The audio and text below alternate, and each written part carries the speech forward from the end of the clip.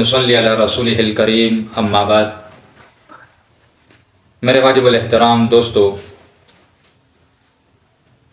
یہ وہ زمانہ اور یہ دور چل رہا ہے، اس میں اگر آپ کسی سے بات کر لیں اور ان سے کہیں کہ آپ نماز پڑھیں، زکوٰۃ ادا کریں، حج ادا کریں، روزے رکھیں، گناہوں سے اپنے آپ کو بچائیں، تو شیطان نے اسے ایک مغالطہ دیا ہوا ہے اور ایک وسوسہ اسے ڈالا ہوا ہے اور وسوسے میں اسے مبتلا کیا ہوا ہے۔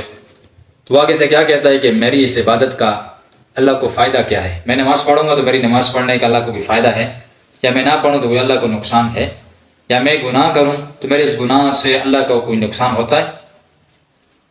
تو اس حوالے سے دو چار باتیں آپ کے گوش گزار کروں گا۔ تو میرے پیارو، میرے عزیزو، یہ شیطان کا ایک مغالطہ ہے اور وسوسہ ہے، اور یہ آگے سے یہ بھی کہتا ہے کہ اللہ تعالیٰ کی ذات تو صمد ذات ہے، بے نیاز ذات ہے، غنی ذات ہے، اس کو تو کوئی ضرورت نہیں۔ بالکل اس میں کوئی شک نہیں ہے، اللہ کی ذات صمد ذات ہے، غنی ذات ہے۔ ہماری نہ نماز کی اللہ کو ضرورت ہے، نہ روزے کی ضرورت ہے، نہ زکوٰۃ کی ضرورت ہے، نہ ہمارے دیگر اعمال کی اللہ تعالیٰ کو ضرورت ہے۔ اللہ تعالیٰ غنی ذات ہے، اللہ تعالیٰ ان چیزوں کے محتاج نہیں، بلکہ ہم خود اس کے محتاج ہیں۔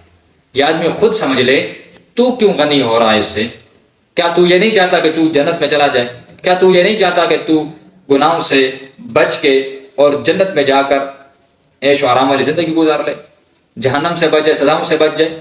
یہ بات اپنی جگہ پہ درست ہے کہ اللہ کو تمہاری عبادتوں کی، نماز کی ضرورت نہیں ہے، تو کیا ہمیں بھی ضرورت نہیں ہے نماز کی؟ ہمیں تو نماز کی ضرورت ہے، ہمیں تو اعمال کی ضرورت ہے۔ ان اعمال پہ ہی اللہ تعالیٰ کا ایک وعدہ ہے، ان اعمال پہ ہی جنت کا وعدہ ہے، جہنم سے خلاصی کا وعدہ ہے۔ جو گناہ کرے گا وہ جہنم میں جائے گا، سزا بھگتے گا۔ قرآن کی روشنی میں اس کو دیکھیں، قرآن میں اللہ تعالیٰ نے فرمایا وَمَا خَلَقْتُ الْجِنَّ وَالْإِنسَ إِلَّا لِيَعْبُدُونِ۔ انسان کی تخلیق کا مقصد ہی عبادت ہے، تخلیق کا مقصد ہی انسان کی عبادت ہے۔ دوسری آیت مَنْ عَمِلَ صَالِحًا فَلِنَفْسِهِ وَمَنْ أَسَاءَ فَعَلَيْهَا۔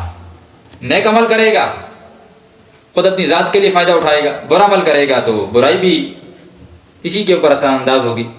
تو اس میں تو اللہ تعالیٰ کا کوئی نفع نہیں ہے، اللہ تعالیٰ کا کوئی نقصان نہیں۔ یہ انسان کے اپنے عمل جو کرے گا، نیک عمل کرے گا تو انسان کے اپنے فائدے کے لیے ہے۔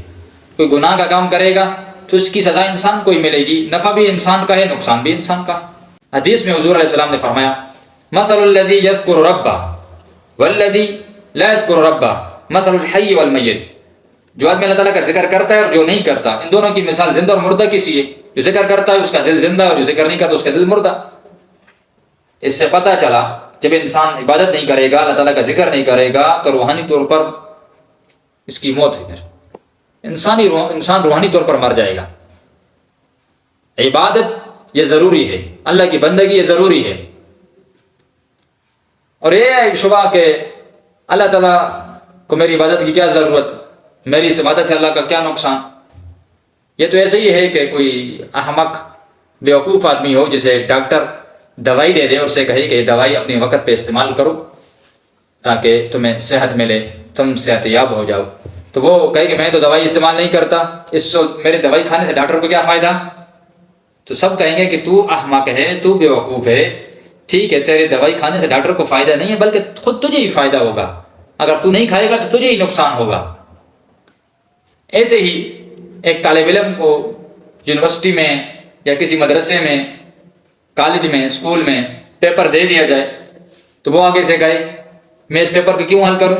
میرے اس پیپر حل کرنے سے مدرسے والوں کا کیا فائدہ، یونیورسٹی والوں کا کیا فائدہ، کالج والوں کا کیا فائدہ؟ یہ ٹھیک ہے، ان کا تو کوئی فائدہ نہیں ہے، بلکہ یہ تیرا خود اپنا فائدہ ہے۔ تو حل کرے گا تو پاس ہو جائے گا، نہیں حل کرے گا تو فیل ہو جائے گا۔ تیسری مثال، ایک فوجی کو اس کا جنرل ایک چیز کا حکم دے کہ یہ کام کرو، اور وہ اس حکم کو نہیں مانتا، اس آرڈر کو فالو نہیں کرتا، تو یہ بغاوت ہو جائے گی، گستاخی ہو جائے گی۔ تو اس کا نقصان، وہ کہے گا کہ یار میں اگر اس کا آرڈر فالو نہیں کرتا تو اس سے جنرل صاحب کا کیا نقصان ہو جائے گا؟ بھائی جنرل صاحب کا ٹھیک ہے نقصان نہیں ہوتا، خود تیرا نقصان ہو جائے گا۔ تو بھائی وہاں پہ ان کا گستاخ کہلائے گا اور باغی کہلائے گا، تو یہ سزا ملے گی کہ تو نے ایک آرڈر کو فالو کیوں نہیں کیا۔ اسی طرح ایک جگہ پہ مالک اپنے غلام سے کہے کہ فلاں کام کرو، فلاں کام کرو، وہ کہے یار میرے اس کام کرنے سے میرے مالک کو کیا فائدہ؟ وہ بھی یہی فلسفہ اور یہی راگ لابتا جائے تو کیا فائدہ، میرے مالک کو کیا فائدہ؟ ٹھیک ہے، اگر تیرے مالک کو اس کا فائدہ نہ ہو تو کیا تو یہ کام نہیں کرے گا؟ خود تجھے فائدہ ہوگا، تو یہ کام کرے گا، مالک کی بات مانے گا تو مالک تجھ سے خوش ہوگا، تجھے تنخواہ دے گا، اور تیرے کام کی بدولت تجھے تنخواہ ملے گی نا۔ تو کام ہی نہیں کرے گا تجھے نوکری سے نکال دے گا۔ اسی طرح والدین گھر میں اپنے اولاد میں سے اپنے بیٹے کو یا بیٹی کو کہے کہ میری خدمت کرو، یا پانی لا کے دو، یا فلاں کوئی چیز، تو والدین کو اس خدمت کی ضرورت نہیں۔ بیٹا والدین کی خدمت کرے گا تو خود اسی کو اجر و ثواب ملے گا اور اس کا درجہ بلند ہوگا۔